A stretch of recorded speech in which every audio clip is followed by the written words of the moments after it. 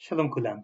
בחלק הקודם של ההרצאה דיברנו על תנועה במהירות קבועה, והייתה לנו דוגמה לזה. אמרנו שאם אנחנו לוקחים כדור ומגלגלים אותו על מישור אופקי, יש לנו תנועה במהירות קבועה. בחלק הזה נדבר על תנועה מסוג אחר.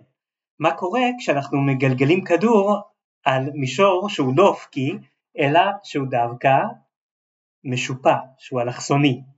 במקרה הזה ברור שאין לנו תנועה במהירות קבועה.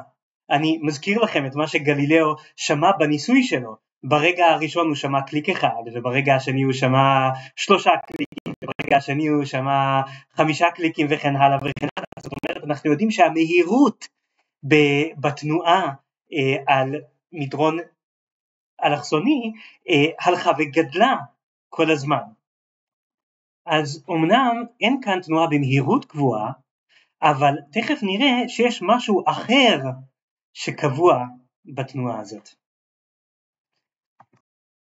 אז בואו נכתוב כותרת, קינמטיקה, תנועה על מישור אלכסוני, כזה. וכדי להבין מה כאן קבוע, בואו נצייר עוד פעם טבלה של זמן, אבל הפעם במקום לכתוב את המקום, נכתוב את המהירות של הכדור שלנו שמתגלגל. אז יש לנו נגיד את שנייה 0, ואת שנייה 1, ואת שנייה 2, ואת שנייה 3, וכן הלאה, כמו שהיה לנו קודם. ועכשיו, לגבי המהירות, אז אמרנו שברגע הראשון, המהירות הייתה קליק אחד. כדי לכתוב יחידות של מהירות, אני אכתוב מטרים לשנייה. אלה לא היו היחידות בניסוי של גלילאו, אבל בואו נגיד שאנחנו עושים ניסוי דומה שהוא לא בדיוק אותו הדבר. ברגע אחרי זה אמרנו שהמהירות הייתה 3 מטרים בשנייה, ואחר כך 5 מטרים בשנייה, ואחר כך 7 מטרים בשנייה, וכן הלאה. עכשיו, בואו ננסה לכתוב לעצמנו את המהירות באיזשהו זמן, פחות המהירות בזמן אחר, חלקי פרק הזמן שעבר.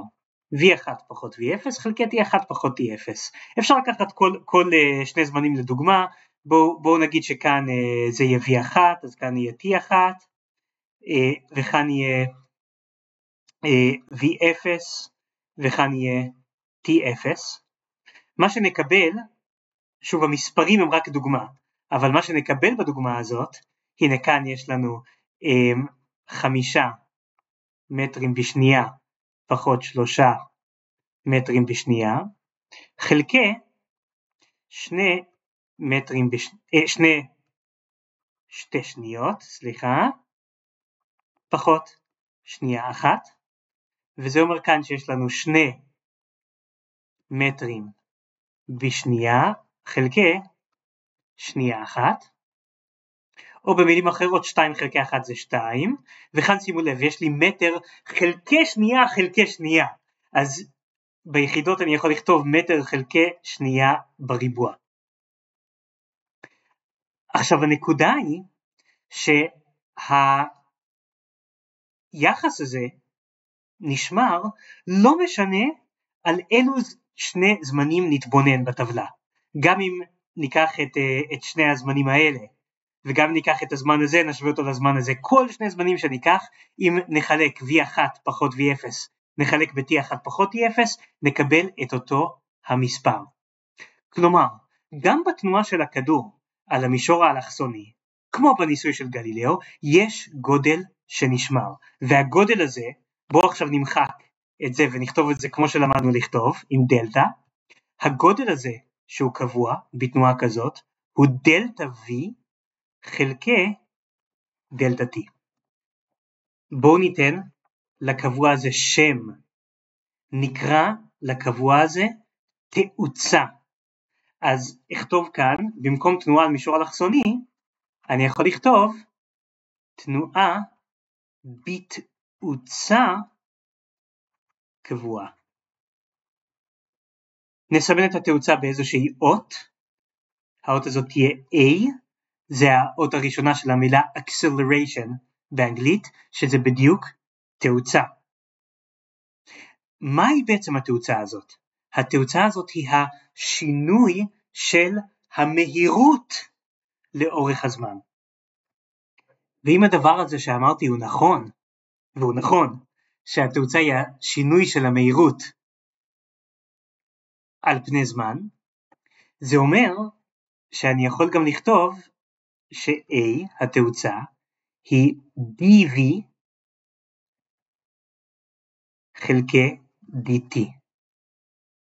כלומר, התאוצה היא הנגזרת של המהירות לפי הזמן. הנגזרת.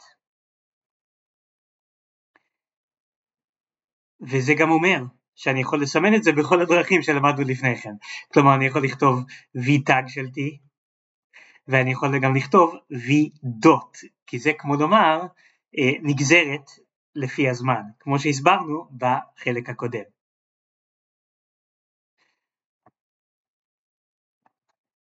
והנה הגענו לתגלית הגדולה של גלילאו. אז אני רוצה לסכם את הדברים שגלילאו גילה. שוב, אני מזכיר לכם, גלילאו לא באמת הכיר נגזרות, אז הוא ניסח את זה קצת אחרת. אבל אנחנו שמכירים נגזרות ויודעים מה זה, ננסח את זה כבר בצורה מודרנית. גלילאו גילה את הדברים הבאים. המהירות תמיד היא הנגזרת של המקום לפי הזמן.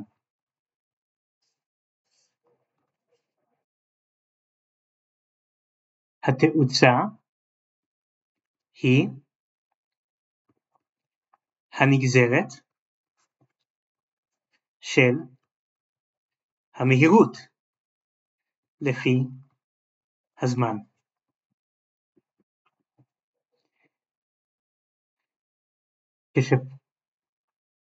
כשכוחות לא פועלים על גוף, הוא נע במהירות קבועה. זה הכדור שמתגלגל על מישור שטוח. מצד שני, כשכוח המשיכה פועל על גוף, הוא נע בתאוצה קבועה. זה המקרה של כדור שמתגלגל באלכסון על מדרון כזה. פה יש לכדור תאוצה קבועה בגלל שכוח המשיכה גורם לכדור להתגלגל. אז אלה העקרונות שגלילאו גילה בניסויים שלו, ועכשיו גם אנחנו יודעים אותם. השלב הבא הוא להפוך את הדבר הזה למשוואות. כלומר, הייתי רוצה שאם ייתנו לי איזשהו מקרה של כדור שנע בתאוצה, יגידו לי מה התאוצה של הכדור, ואז יגידו לי איפה הכדור נמצא אחרי 5 שניות, שאוכל לענות הכדור נמצא במקום הזה והזה. בשביל להגיע למשוואות האלה נצטרך לעשות כמה פיתוחים קטנים, ואת זה נעשה בחלק הבא.